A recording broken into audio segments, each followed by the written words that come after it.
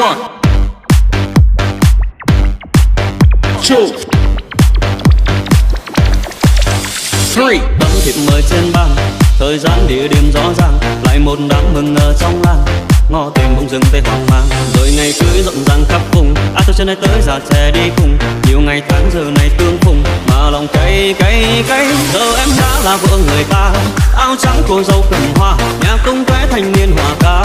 Vài ba đứa lên lắc lư theo ấy là thành đám cưới em với người ta. Anh biết do anh mà ra, tình yêu ấy này xa càng xa, buồn thay la la la.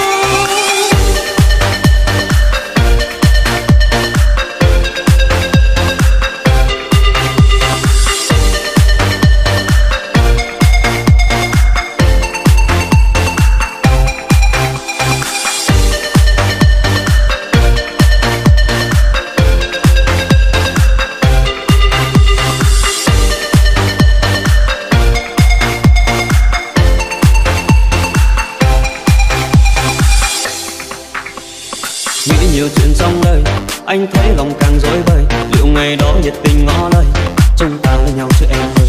Đành bao phó mặc ở duyên trời, nhưng thâm tâm anh tránh nàng tại sao vội. Một người bước một người không đợi thì đành tìm ai ai ai. Giờ em đã là vợ người ta, áo trắng cô dâu cầm hoa, nhà công vẽ thanh niên hòa ca.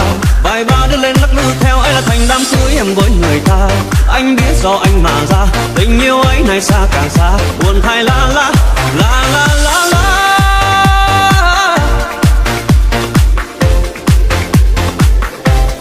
Buồn thay la la la.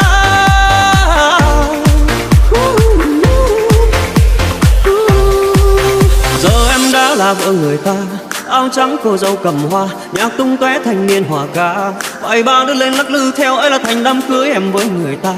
Anh biết do anh mà ra, tình yêu ấy này xa càng xa, buồn thay la la la la la. Mà giờ em đã là vợ người ta, hay sống vui hơn ngày qua, nhà cung tắn thanh niên rời ba. Còn năm sau tên đứng lơ ngơ ấy là tàn lễ cưới em theo người ta. Anh bước đi như hồn ma, ngày hôm ấy như kéo dài ra, buồn thay la la la.